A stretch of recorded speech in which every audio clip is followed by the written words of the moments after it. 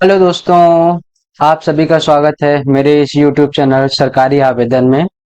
तो चलिए आज मैं आप लोगों के लिए लेके आया हूँ कि आप अपना निवास प्रमाण पत्र घर बैठे कैसे बना सकते हैं। मतलब आपको कहीं किसी लोक सेवा केंद्र या किसी तहसील में जाने की जरूरत नहीं पड़ेगी। आप इसको अपने घर बैठे मोबाइल या लैपटॉप से बना सकते हैं।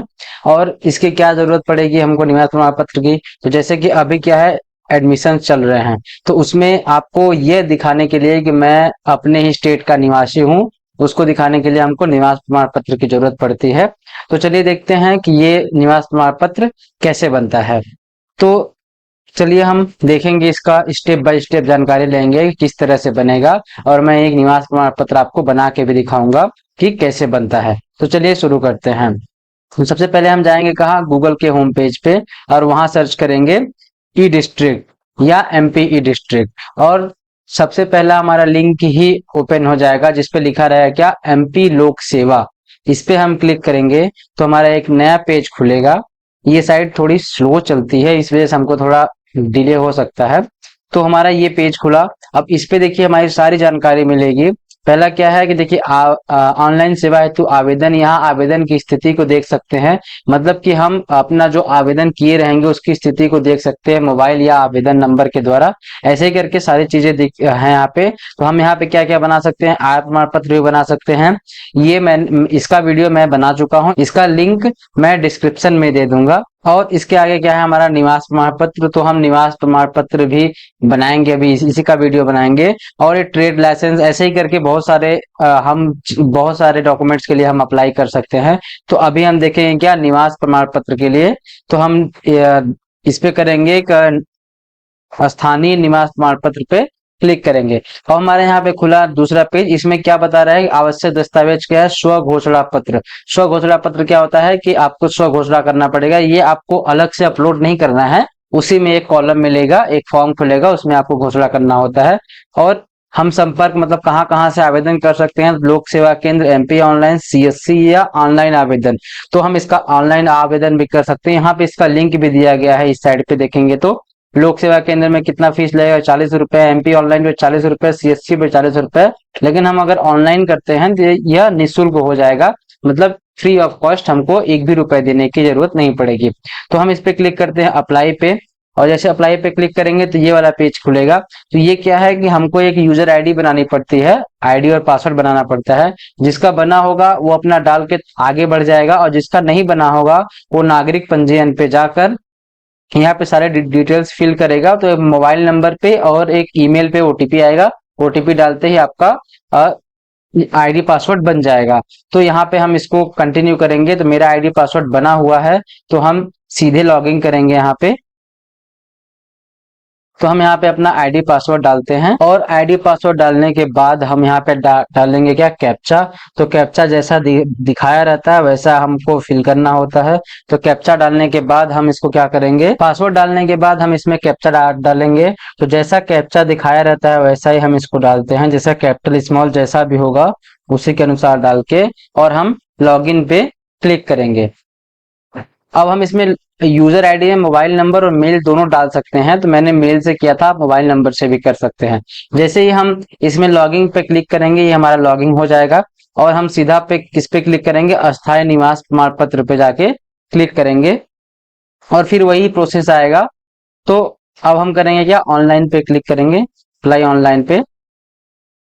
और हमारा सीधा नया पेज खुल जाएगा, कहाँ पे, जहां पे हमको निवास प्रमाण पत्र अप्लाई करना होगा। तो यहाँ पे क्या है, सबसे पहला कि हमको आधार नंबर डालना पड़ेगा। तो हम आधार नंबर यहाँ पे डालेंगे जिसके नाम से हमको निवास प्रमाण पत्र बनाना होगा।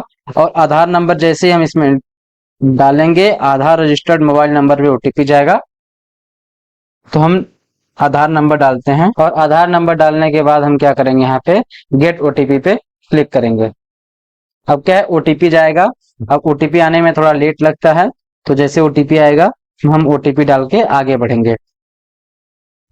हमारा ओटीपी आ गया है, तो हम ओटीपी को एंटर करेंगे यहाँ पे।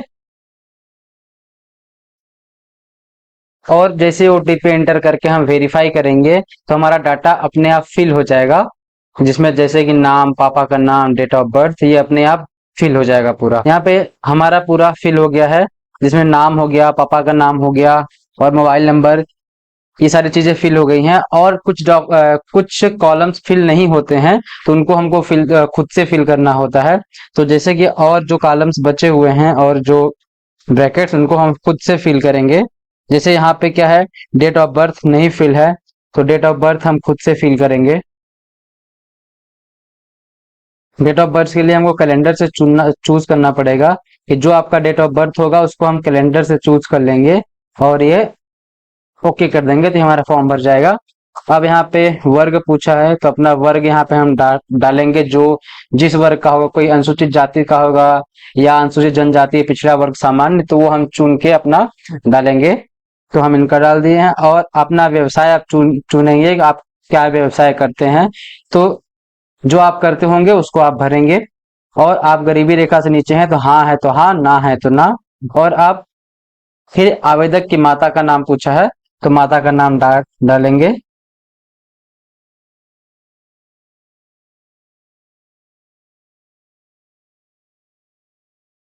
और फिर मोबाइल नंबर पूछा है, व्हाट्सएप नंबर।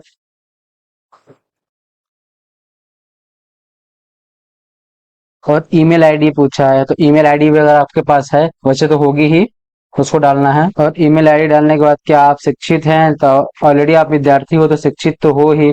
और अपना एड्रेस डालना है आपको, कि आप कहाँ के निवासी हैं। एड्रेस में अपना पूरा एड्रेस डालना है आपको। तो पूरा एड्रेस डालने के बाद ही आप आगे बढ़िएगा, जिससे कि आगे आपको कोई प्रॉब्लम ना हो। तो मैं एड्रेस डाल रहा हूँ यहाँ पे। और एड्रेस डालने के बाद हम आगे अपना समग्र आईडी डालेंगे, कि आपकी समग्र आईडी क्या है। अब समग्र आईडी हम जैसे डालेंगे, इसमें आपका नाम भी आ जाएगा समग्र आईडी में। तो समग्र आईडी हम डालते हैं यहाँ पे। और हम जैसे ही समग्र आईडी डालेंगे, नीचे सदस्य का नाम आ जाएगा। थोड़ा उसको सर्च करने में टाइम लगता है, तो नाम आ जाएगा। फिर हम जिला चुनेंगे कि आपका जिला कौन सा है, तो जो आपका जिला होगा उसको आप चुन लीजिएगा, जो भी आपका जिला होगा। और जिला चुनने के बाद तहसील आपको चुनना पड़ेगा, आप किस तहसील से हो, किस तहसील से हो। तो इसमें क्या है, मैंने आपको जैसा पहले ही बताया है कि थोड़ा ये पोर्टल स्लो चलता है, तो इसमें थोड़ी सी चीजें लेट सर्च होती हैं। थोड़ा हम वेट करेंगे इस पे, कि जिसमें कि समग्र आईडी पे नाम आ जाए। हमारा सर्च कंप्लीट हो गया है, जहाँ पे समग्र आईडी का नाम आ गया है। और हमको अब अपना तहसील चुनना है, तो तहसील चुनेंगे। और फिर क्षेत्र चुनना है, आप किस क्षेत्र से हो, शहरी या ग्रामीण। तो उस हिसाब से हम देख लेंगे कि आप नगर निगम में हैं तो शहरी, और ग्राम पंचायत में है तो ग्रामीण चुनेंगे। और शहर चुनेंगे, कस्बा मतलब आपका गांव कौन सा है, तो उसको चुनेंगे हम।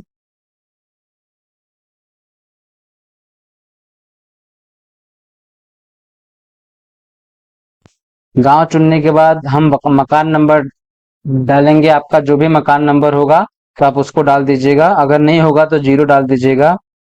तो जो भी मकान नंबर है, अपना मकान नंबर आप डाल लीजिएगा। और मोहल्ला आपका जो भी होगा, तो आप मोहल्ला अपना डालिएगा।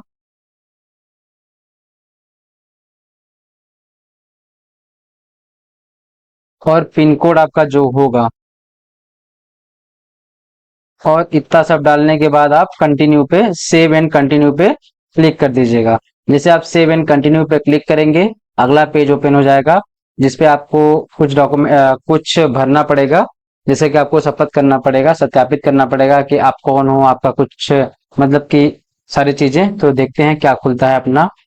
अब ये पोर्टल थोड़ा स्लो चलता है, तो हम भी थोड़ा वेट करेंगे और आपको भी थोड़ा वेट करना पड़ेगा, इसके लिए हम माफी चाहते हैं। अभी हमारा दूसरा पेज ओपन हो गया है।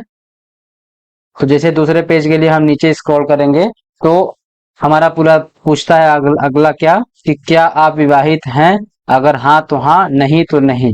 और आपका पात्रता का मापदंड पूछेगा, ये हमारा जरूरी है, पात्रता का मापदंड क्या है। तो मैं आपको एक एक करके सारे को समझा देता हूँ क्या क्या है। आवेदक मध्य प्रदेश में पैदा हुआ हो तथा मध्य प्रदेश राज्य में स्थित किसी भी शिक्षण संस्थान में निरंतर कम से कम 3 वर्ष तक शिक्षा प्राप्त की हो। मतलब कि आप मध्य प्रदेश में पैदा हुए हो और मध्य प्रदेश में कम से कम 3 साल तक पढ़ाई किए हो, तो आपको मिल सकता है। दूसरा क्या है, कि आवेदक मध्य प्रदेश में पिछले 10 वर्ष से निरंतर निवासरत हो तथा मध्य प्रदेश की अचल संपत्ति धारित करता हो। मतलब कि आप मध्य प्रदेश में 10 वर्ष से ज्यादा निवास मतलब रहे हो और वहां पे कुछ खेत जमीन अचल संपत्ति को आप खरीदे हो या धारण किए हो, मतलब कि आपके पास हो वो चीज। और क्या है कि आवेदक राज्य शासन का सेवारत या सेवानिवृत्त शासकीय सेवक हो, मतलब आप मध्य प्रदेश गवर्नमेंट में काम कर रहे हो, मतलब गवर्नमेंट सर्वेंट हो मध्य प्रदेश के, तो आप ले सकते हो। और आवेदक शासन के अंतर्गत स्थापित निगम मंडल आयोग से सेवानिवृत्त कर्मचारी हो, मतलब आप किसी में गवर्नमेंट डिपार्टमेंट में काम कर रहे हो और वहां से सेवानिवृत्त हुए हो तो भी आपको मिल जाएगा।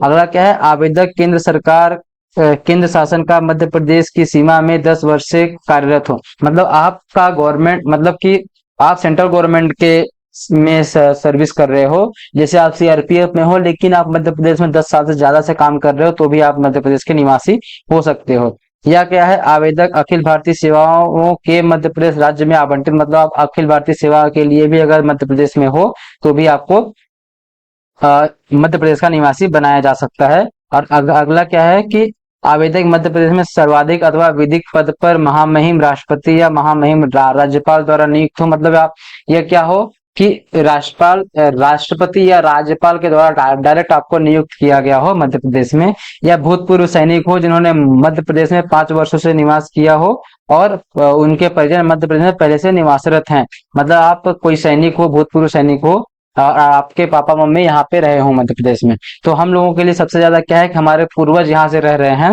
तो हम इस पे चुनेंगे कि हाँ, आवेदक मध्य प्रदेश में पिछले 10 वर्ष से निरंतर निवासरत है, मतलब कि जो भी आवेदक है इसका हम लोगों के पूर्वज हैं यहाँ पे, तो हम उसको कर सकते हैं। या आप इस मापदंड में जिसमें आते हो उसको आप चुन के आगे बढ़ सकते हो। यहाँ क्या है, क्या आप विगत 10 वर्ष से निरंतर निवासरत हैं, तो यस, हाँ, हम यहाँ पे निवासरत हैं। अब आपको क्या क्या आवश्यक दस्तावेज जैसा वहां पे पूछा गया था स्व प्रमाणित, तो आपको यहाँ पे स्व प्रमाणित लगाना पड़ेगा। और जैसे आप इस पे क्लिक करोगे एक नया पेज खुलेगा, यहाँ पे आपको प्रमाणित करना पड़ेगा कि हाँ आप स्व प्रमाणित हो, तो ये अपने आप पहले से ही भरा हुआ है, सारी चीजें भरी हुई हैं, तो आप इसमें कुछ नहीं करेंगे। अगर आप विवाहित होते तो आपके बच्चों का नाम पूछता, आप विवाहित नहीं हो तो कुछ नहीं पूछेगा। और आगे क्या पूछा है, आवेदक को उसकी जानकारी के आधार पर शपथ पत्र दिखाया गया है और वह शपथ पत्र और वह शपथ पत्र से संतुष्ट है, तो इस पे हाँ क्लिक करेंगे। हाँ, हम इस पे संतुष्ट हैं। और आगे क्या पूछा है, आवेदक की छाया प्रति, मतलब कि अपना फोटो लगाना है यहाँ पे, जो भी आवेदक होगा, तो चलिए फोटो यहाँ पे हम लगाते हैं। फोटो को लगाने के बाद हम यहाँ पे सबमिट पे क्लिक कर देंगे और एक नया पेज खुलेगा जिसमें क्या क्या होगा कि हम उसको सबमिट हो जाएगा ये फॉर्म। अब इसके बाद अब हमको यहाँ पे एक नंबर मिल जाएगा जो कि हमारा नंबर होगा। तो अभी ये थोड़ा लेट लग रहा है, इसमें हम वेट करेंगे इसका।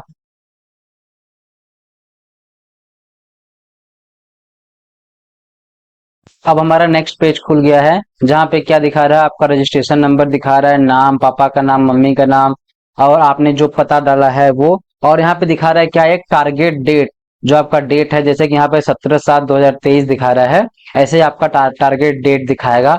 अब यहाँ पे आप प्रिंट फॉर्म कर सकते हैं, प्रिंट एक्नॉलेजमेंट कर सकते हैं।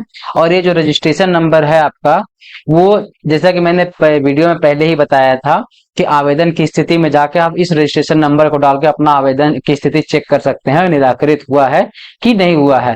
ये वैसे जो डेट दिया गया है 17/7, उसी दिन निराकृत होगा, जो लास्ट डेट आपका होता है उसी दिन निराकृत होगा। अगर नहीं होता है तो आप अपील डाल सकते हैं, 30 दिन के अंदर अंदर आप अपील डाल सकते हैं कि आपका क्यों निराकृत में क्यों रिजेक्ट किया गया है। वैसे रिजेक्ट तो होता नहीं है आय और निवास, तो आप ये कर सकते हैं। और भी और भी अगर जानकारी आपको चाहिए, जैसे कि आय प्रमाण पत्र मैंने बनाया है, उसका लिंक मैं डिस्क्रिप्शन में दे दूंगा। और मैंने केवाईसी से, अगर आपको अपनी समग्र आईडी में केवाईसी करना है आधार कार्ड से, तो उसका भी मैंने वीडियो बनाया है, उसका भी लिंक मैं डिस्क्रिप्शन में दे दूंगा। तो अगर ये वीडियो आपको पसंद आई है तो वीडियो को लाइक करें और चैनल को सब्सक्राइब करें।